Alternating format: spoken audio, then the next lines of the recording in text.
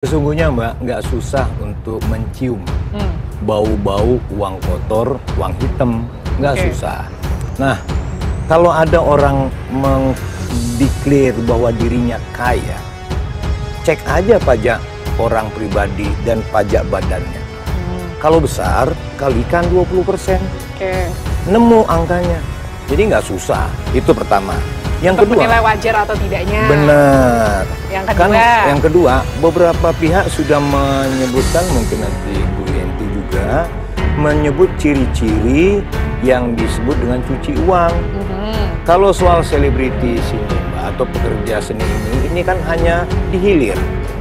Tapi di hulunya, operatornya luar biasa.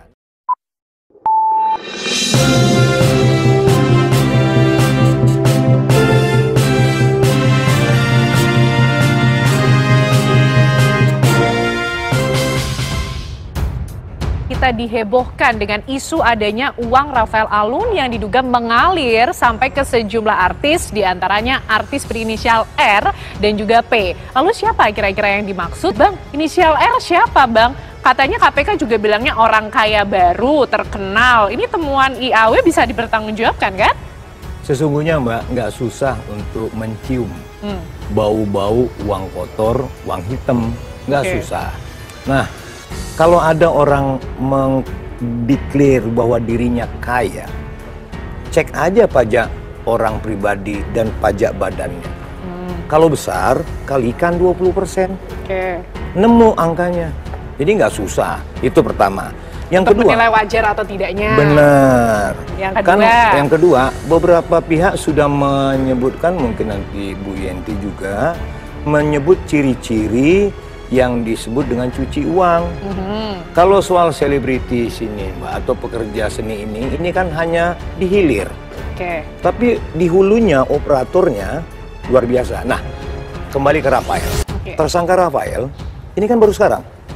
Tapi Mbak kan belum tahu, publik belum tahu, ada 4 kasus tindak pidana yang cenderung korupsi, itu sedang ditangani KPK. Itu bocoran dari teman-teman loh. Ini Rafael adalah kunci kotak Pandoranya. Maka harus bisa membuka 4 kasus yang lainnya begitu. Termasuk karena kasus itu bukan 4 saja, ada 51.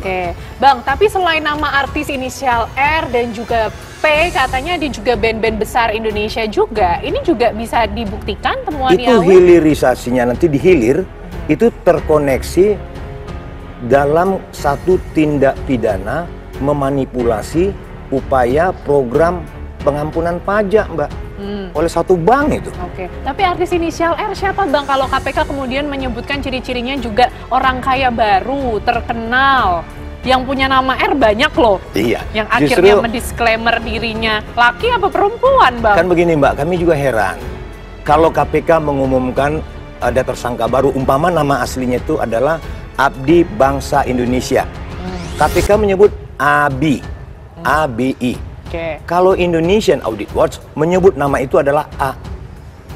Menyebut satu saja inisial, wah udah banyak yang kepanasan, Mbak. Seakan-akan dirinya. Kami tidak peduli dengan selebriti itu. Mereka adalah tangga untuk menuju yang paling besar. Ini komplotan, Mbak.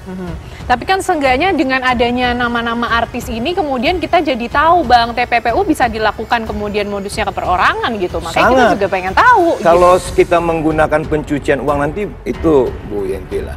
Kepada orang yang ujuk-ujuk tidak dikenal, naik, orang nggak percaya, malah dikorek-korek loh.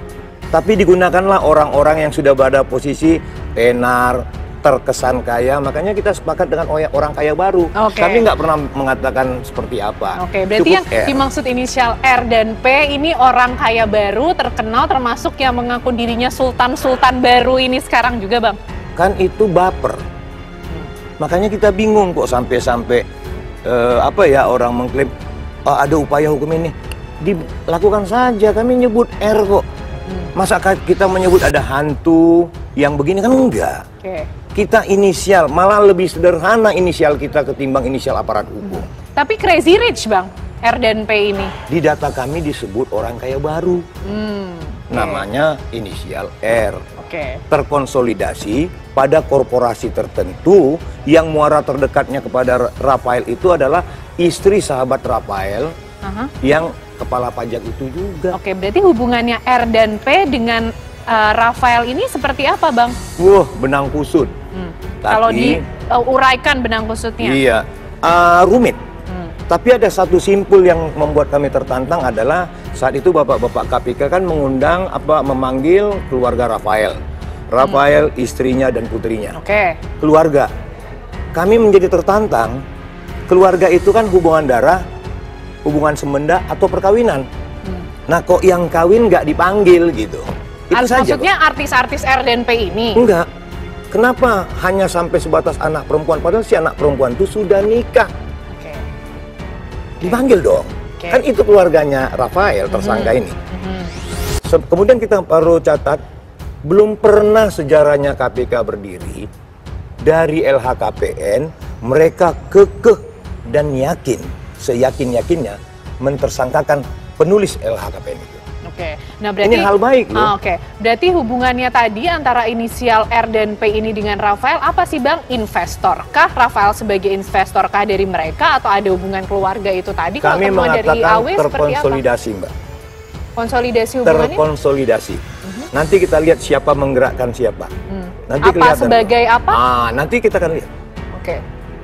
Ini kami dorong ke KPK karena pertama kami melihat ada keluarga Rafael yang tidak dipanggil. Kemudian ada rumah Rafael yang kami datengin itu, tunjukin ini Pak KPK rumah pertamanya kok nggak digeledah, yang di Jakarta Barat. Artinya simpul-simpul kami melangkah dan menyebut inisial, satu inisial dari mungkin 3 suku atau 4 suku kata namanya. Itu kan menunjukkan kami paham, tapi kami berhitung dengan sangat rinci supaya tidak bersentuhan dengan hukum. Oke, karena nanti tapi ini tetap ujungnya harus diusut secara hukum. Kami begitu ya? sudah sampaikan ke KPK. Baik, Bu Yanti, fenomena apa sih Bu yang tengah terjadi? Modusnya memang sekarang seperti itukah? Tidak hanya kemudian TPPU ini ke bisnis, organisasi, tapi juga ke perorangan, begitu? Iya, TPPU itu kemana-mana ya. Saya juga ingin klarifikasi ya bahwa tindak pidana pencucian uang yang sudah yang sudah selesai perkaranya lah ya, diselesaikan itu banyak. Bukan tidak bisa, bukan sulit juga, banyak. Saya saja tahun lalu memberikan keterangan ahli sekitar membantu polisi dan kejaksaan itu ada 24 kasus. Jadi banyak gitu ya. Jadi artinya gini. Jangan juga dipatahkan semangatnya bahwa TPPU itu sulit, penegak hukum itu kesulitan, tidak.